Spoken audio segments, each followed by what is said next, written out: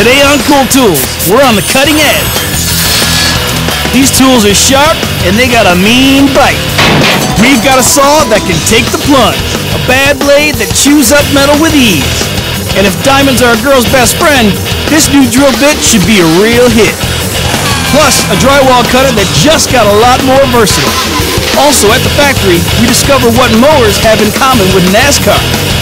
And a trip through history and skill, from today's high-tech lasers back to the very first circular saw.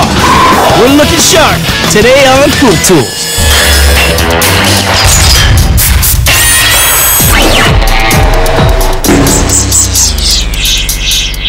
Hello, I'm Chris Grundy, and today we're talking about tools that cut, saws, mowers, trimmers. I'm talking serious blade action.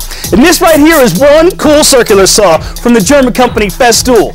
Now you see these three boards right here? I'm gonna cut through them jokers like hot butter, with no splinter left behind.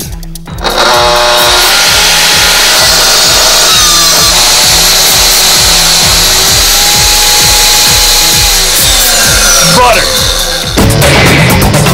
The Festool plunge cut saw is no ordinary circular saw. Sure, it can cut from the end of a piece of wood, but this saw can also start right in the middle. It drops down to make an accurate plunge cut. It ends at exactly the point you want. It's all about precision. Festool includes a guide rail to ensure all your cuts are nice and straight. You need a square cut when you're building cabinets, so you can glue your pieces together, otherwise you're off, your shelves don't go in straight. It is key to be square. From 0 to 45 degrees, bevel cuts are always precise. Put the saw on, it's nice and light, you don't have to worry about balancing it like you do other saws. Run it right straight down. Perfect. With 13 amps of power, the Festool will even cut through steel. Thick material is no problem either. It has a cutting depth of nearly 3 inches. I could cut 3 pieces of plywood at once and save a lot of time. It's the little things that make a big difference. A riving knife drops with the blade to keep materials from pinching, and the splinter guard keeps the cut clean. With a regular circular saw, this plywood would have been chewed up, but with the Festool, virtually no splinters.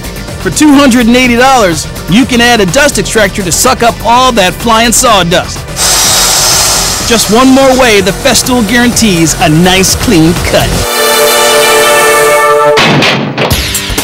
Here's a tip.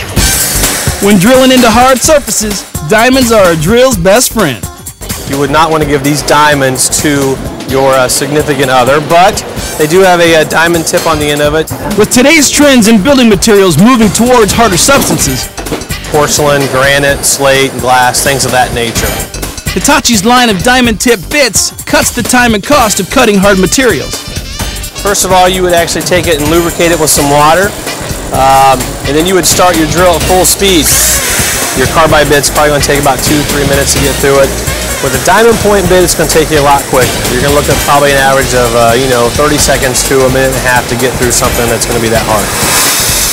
And just like that, I'm through, and I can do 20 more of these. While the diamond bit holds up for 20 cuts, a typical carbide bit that most people are typically using are going to last maybe 2 or 3 holes. When it comes to boring through tough surfaces, the Hitachi diamond bits are real gems. Isn't it pretty? There are so many types of cutting tools these days, and if you're making a hole for a sink, this little guy is a great choice.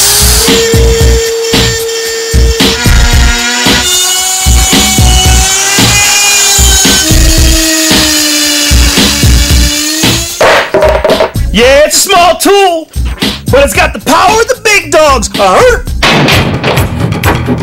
You ever done this before? It's hard. What is this, like 1922? Check this out.